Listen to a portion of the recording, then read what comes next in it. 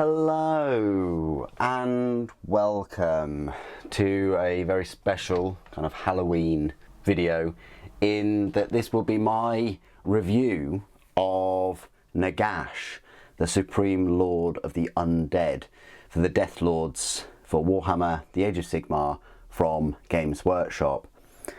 I thought I would finally get round to releasing this review of Nagash. It's been exactly 3 years today since I released the unboxing video, at least. So a big thumbs up to all of you that have waited 3 years for the review. Normally it doesn't take that long. It's typically about a week or so after I've unboxed a new mini. So I picked him up over 3 years ago and built him shortly after, and he's just been sat on my shelf collecting dust ever since. But I thought it's Halloween, and what better way to kind of celebrate this than to give you a review of the Supreme Lord of the Undead. So Nagash now will cost you £87.50. When I picked him up he was £75. Wasn't too bad, £75 back in the day. You know, with a sort of 20% discount, that would have cost me about £60, and I think for £60 he's a bargain. But pushing £90 now, yeah, I probably question that. Brings the value prospect into the forefront, which is why I hope this video will help you decide whether he still is. So the format of this review is as follows. I'll give you a close-up of Nagash, whether you want a close-up or not. Then I will talk about how easy it was to build, any challenges and things from what I can remember from 3 years ago. Then I'll give you a look at the spare parts, of which you do get a fair few spare parts for him. You've got some options there. Then I'll go through some size comparisons, and finally I'll go through all of his rules. But the rules that I will be using for him aren't the, I want to say, are we in 4th edition? I'm not sure. But I'll be using the rules from the Soulblight Gravelords Battle Tome from 2021, so yeah, you know, 3 years ago. If there are new rules, then yeah, I would go and check them out if you can. So let's have a look at the mini. First of all, I'm not sure how they can improve this mini. It was an absolute joy to put together, and the end result is fantastic. I love what they've done to this. This is like classic Games Workshop masterclass right here. I think they've done a stunning job here with him, you know, rising up from all of these spirits that have these books as well, and some of these spirits have blades and the books are bound. He's lifted up off of all these spirits and skulls, and so many things going on, so much detail. His cloak is all ragged and tattered. His, I want to say power plant, but it's not. His sort of backpack, in a way, sort of his back ceremonial sort of spines, looking very, very cool there. He's got this sword in the scabbard. I think there is an option to have him just holding a sword. I've got him holding the staff. I mean, at the end of the day, he's a sorcerer. So yeah, and I've got him reading out of the books there. I've got him reading out of his book with a little face there. The head is very, very cool as well. I think, again, you get a couple of options there. You've got these spirits all clamoring. They've got some knives and daggers and whatnot. You got some skulls around his waist. He's such a cool mini. He's like, you know, so iconic. Such a big mini as well. Not the tallest, but you know, one of the tallest, one of the biggest. He's not as big as Archaon, but yeah, fantastic mini. Let me just go through the options on the back of the box for you.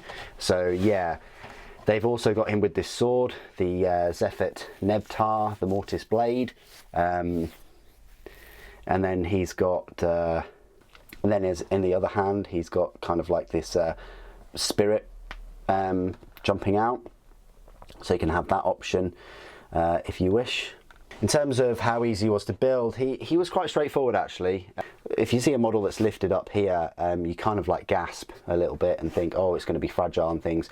But no, obviously you can see that spirit wobbling about. That's going to happen. The actual base, there's plenty of plastic, and it's joined on by basically 3 contact points.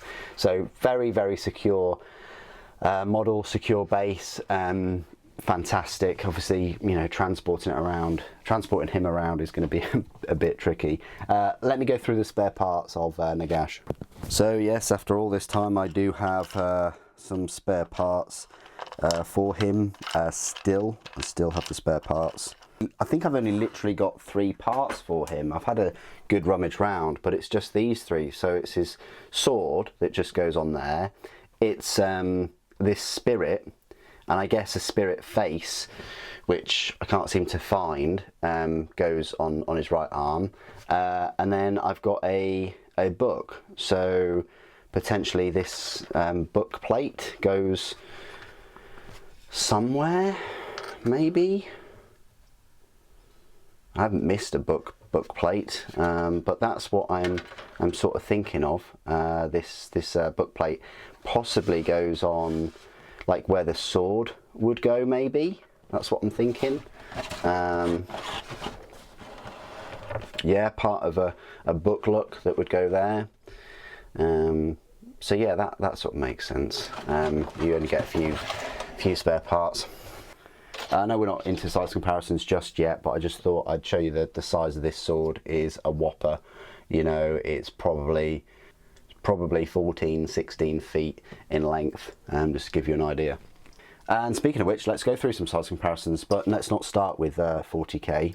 Let us start with some sorcerers, specifically the new sorcerer that just recently came out, the Warhammer commemorative series, Warhammer Day. Zarketh, right here. He's quite a big, you know, slave to darkness sorcerer, but even he is absolutely towered by this monstrosity. Maybe moving up a bit and giving him a foot up. Let's have a look at this Tzeentch summoner, Gaunt summoner. He again is a bit taller, but is just barely up to the knees of Nagash. So again, they're like the biggest kind of wizards, I guess, sorcerers I know of, other than 2 Sprue Teclis, which won't be joining the size comparison right now, but I think that Nagash is taller than Teclis. I've got some other sort of slaves to darkness minis, such as Demon Prince, and then we've got Eternus, and then a normal Chaos Warrior, which I don't know if there's any point showing you that, because, you know, Chaos Warrior is smaller than the new Sorcerer. But what I do have is Archaon. You know, these 2 have fought before, and quite interesting to have them both in combat at one point, if you can. Archaon is taller, it's bigger, absolutely huge mini, probably the biggest Warhammer Age of Sigmar mini that you can get that isn't Forge World. I think the Forge World Dragon is probably the biggest one, but yeah, that just gives you an idea of just how big Archaon is. It's on the, I think Archaon is on the biggest round base that they do, and you know, Nagash's head is, you know, at the same height as the dragon's head. Archaon himself is a beast of a unit, and the wings just amplify that even more. So I hope that has helped in those sorts of comparisons. And then compared to some 40k minis, so of course I showed you the Primaris Space Marine earlier, but we also have Slime Arbo and a Firstborn. So a Primaris, not much point. Primaris barely goes up to the 2nd book, really, in the run. And so yeah, very, very tall. Nagash. It will tower over your undead army, Soulblight, Gravelord army, whichever army you can use with him. And the final thing for me to do now is just go through all of the rules for Nagash. I've had to move the camera quite far back to include the whole miniature in the shot. I'm using the rules, as I say, from the 2021 Soulblight Gravelords Battle Tome. It might be out of date, so again, seek out newer rules if you can. The reason why I'm using the rules from this book is because it's the latest edition I have, and also he is front line and centre as the very first leader unit option, and his points cost is a whopping 975 points. It's probably the combined cost of a lot of people's armies. He's a leader, Behemoth and Unique. Now, what do you get for these almost 1,000 point model? You get a lot, you really do. He is stacked with abilities. But let's start off basic with his stat line. He's got a movement distance of 9 inches, a save of 3+, bravery 10 and 16 wounds. He's a named character that is a single model. He's armed with Zephet Nebtar, Alakanash and the Gaze of Nagash. Companion, Nagash is accompanied by a host of spirits that fight with their spectral claws and daggers. For rules purposes, they are treated in the same manner as a mount, and Nagash can fly. So, what do these weapons do? Well, Zephet Nebtar is his sword, I believe. It's a range of 2 inches. Its damage has a specific damage table based on the wounds suffered. So, if he suffers between 0 to 3 wounds, then the 9 books of Nagash, he can cast and unbind 5 extra spells. Zephet Nebtar damage would be 6. He'll get 6 attacks for that. And the Staff of Power has +3 cast, +3 unbind or dispel. Wounds suffered between 4 and 6, he gets 4 extra spells and 5 attacks. +3 cast, +2 unbind or dispel. 7 to 10 wounds, cast and unbind 3 extra spells, 4 attacks, +2 cast, +2 unbind or dispel. 11 to 13 wounds, cast and unbind 2 extra spells, 3 attacks, +2 cast, +1 unbind or dispel, and 14 or more wounds suffered, cast and unbind 1 extra spell, 2 attacks, and Staff of Power gets +1 cast, +1 unbind or dispel.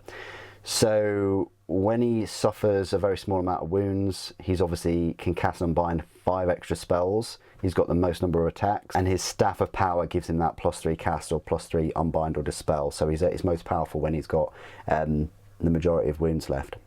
For Zephet Nebtar, it's 3+ to hit, 3+ to wound, renders -2, and damage is straight up 3. Alakanash, which is his Staff of Power, that's a range of 3 inches, 1 attack, 3+ to hit, 2+ to wound, rend is -3, and damage is d6. And then the Spectral Claws and Daggers is a range of 1 inch, 6 attacks, 5+ to hit, 4+ to wound, nothing to rend, and only 1 damage.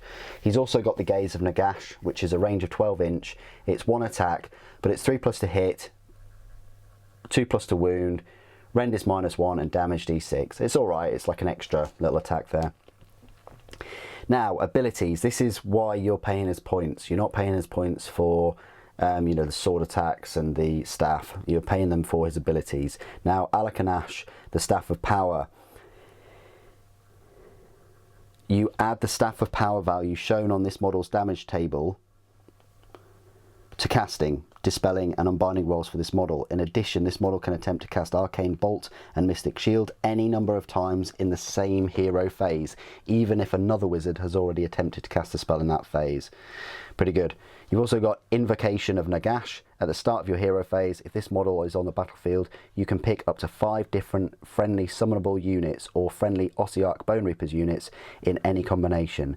For each of those units, you can either heal up to 3 wounds that have been allocated to that unit, or if no wounds have been allocated to it, you can return a number of slain models to that unit with a combined wounds characteristic of 3 or less. That's pretty awesome. Frightful Touch. If the unmodified hit roll for an attack made with this model's Spectral Claws and Daggers is 6, that attack inflicts 1 mortal wound on the target and the attack sequence ends. It's pretty good. Morocane. Roll a dice each time you allocate a mortal wound to this model. On a 1 to 3, nothing happens. On a 4 to 5, that mortal wound is negated. On a 6, that mortal wound is negated, and the attacking unit suffers 1 mortal wound. Wow. So, you know, you've got a 50-50 chance there of any mortal wounds, you know, being negated or being reflected back. The 9 books of Nagash. They allow Nagash to cast extra spells in your hero phase and unbind extra spells in the enemy hero phase. The number of extra spells he can attempt to cast or unbind is shown on the model's damage table. So like I say, you know, you've only suffered 0 to 3 wounds, cast and unbind 5 extra spells. Magic. Nagash is a wizard, of course. He can attempt to cast 3 spells in your hero phase and attempt to unbind 3 spells in the enemy hero phase. He can also attempt to cast and unbind extra spells due to the 9 books of Nagash ability. He knows the Arcane Bolt, Mystic Shield, Hand of Dust and Soul Stealer spells. Now, these are specific to him, so he's got this spell called the Hand of Dust. Has a casting value of 8, it's pretty high. If successfully cast, pick 1 enemy model within 3 inches of the caster, very short range. Then take a dice and hide it in one of your hands. Your opponent must pick one of your hands. If they pick the one that is holding the dice, the spell has no effect. If they pick the empty hand, the model is slain. Just straight up. So you can one-shot Archaon, pretty much. Yeah. And I like that. I like how it's kind of breaking the fourth wall in that it's up to your opponent. Like, your opponent can choose wisely and survive or not. So you really want to be moving him and rolling him up to the most expensive unit you possibly can. Then the other spell is Soul Stealer. Has a casting value of 6. If successfully cast, pick 1 enemy unit within 24 inches of the caster that is visible to them and roll 2d6. So long range, you roll the 2d6. If the roll is greater than that unit's bravery characteristic, which it most likely is, it suffers d3 mortal wounds. Statistically, you'll get 2 mortal wounds. If the roll is at least double that unit's bravery characteristic, it suffers d6 mortal wounds instead. You can heal up to 1 wound that has been allocated to caster for each mortal wound inflicted by the spell that is not negated. That's very nice. So not only is he causing the mortal wounds, he's also getting back his own wounds. Command abilities. Supreme Lord of the Undead. You can use this command ability in your hero phase if this model is on the battlefield. If you do so until your next hero phase, you can re-roll hit rolls of 1 for attacks made by friendly death units. You can re-roll save rolls for 1 for attacks that target friendly death units and do not take battle shock tests for friendly death units. That's pretty good. Re-rolling hit rolls of a 1 for attacks and re-rolling save rolls of 1 that target friendly death units. Keywords: Death, Deathlords, Monster, Hero, Wizard, Nagash. So there you go. That is my review of Nagash, Supreme Lord of the Undead. I think he's an incredible model still. If you can get him at a discount, like 20% off or something, for like £70 max, I think he's still worth it, and he's one of the most powerful units in Age of Sigmar, and definitely will be your best looking Ossiarch Bone Reapers model if you choose to use him in that army. What do you guys think of Nagash? Please do put your thoughts and opinions down below. It'd be good to hear from you. Happy Halloween. I hope you have a spooky day and try and avoid getting grabbed by the ghoulies. Thank you for watching. Death to the False Emperor.